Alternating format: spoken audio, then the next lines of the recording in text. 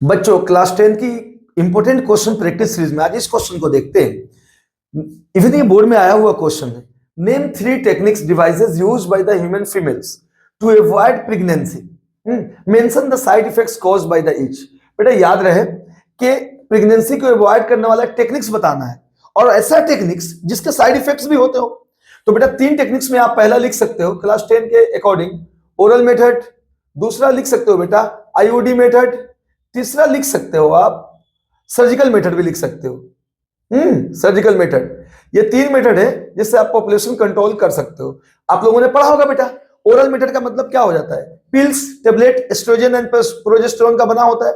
हाँ, ये regularly tablet लिया जाता है, ये ओरल मेथड होता है। अब इसका साइड इफेक्ट क्या है? अगर कोई फीमेल प्रेगनेंसी को रोकने के लिए लगातार मेडिसिन लेती है तो नौसिया, उसके बाद एब्डोमिनल पेन आते हैं, इरेगुलर मेंस्ट्रुएशन साइकिल होती है, इवन ब्रेस्ट कैंसर के भी चांसेस होते हैं। तो ये इसके साइड इफेक्ट्स हो गए बेटा। IUD intrauterine contraceptive device, copper T वगैरह यूज करते हैं बेटा ताकि प्रेगनेंसी को रोका जा सके। लेकिन अब इसका भी साइड इफेक्ट ये है कि इरेगुलर ब्लीडिंग होती है, इरिटेशन होता है इसका। ये यूज करने से फीमेल में इरिटेशन होता है, इन्फेक्शन के चांसेस होते हैं। तो ये इसके साइड इफेक्ट है बेटा। अच्छा, अब उसके बाद सर्जिकल मेथड की बात करें, ट्यूबेक्टोमी, वेस्कोटोमी। तो आप देखो फीमेल ट्यूबेक्टोमी अगर करवा लेती है तो पहले इसका साइड इफेक्ट तो यही है बच्चे कि ये इरिवर्सिबल है। मतलब अगर आप एक बार ट्यूबेक्टोमी में चली गई और कोई फीमेल चली गई और ये चाहती है कि मैं दोबारा से परसीव कर लूं तो मुमकिन नहीं है। तो ये इसका साइड इफेक्ट ये भी है। दूसरा साइड इफेक्ट ये भी है कि कई बार ये सक्सेस बहुत नहीं होते हैं, ट्यूबेक्टोमी के बाद भी प्रेगनेंसी हो जाती है।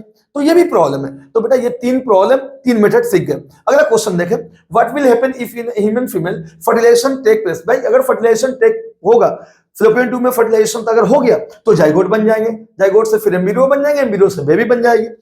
लेकिन an egg is not fertilise, अगर एग फर्टिलाइज नहीं होगा तो क्या होगा, फिर अगला मेंस्ट्रुएशन साइकिल शुरू हो जाएगा। इवन गर्ल्स प्रेगनेंसी है कि नहीं, प्रेग्नेंट है कि नहीं, ये उसके मेंस्ट्रुएशन साइकिल से ही पता चल जाता है। हालांकि और भी बहुत वजह होती है मेंस्ट्रुएशन साइकिल रुकने की, लेकिन इस तरह। तो इसका आंसर ये होगा कि अगर प्रेगनेंसी हो गई तो जाइगोट बनेगा, एम्ब्रियो और बेबी, और नहीं हुई तो अगला मेंस्ट्रुएशन साइकिल शुरू हो जाएगा। ठीक है बेटा, जय हिंद।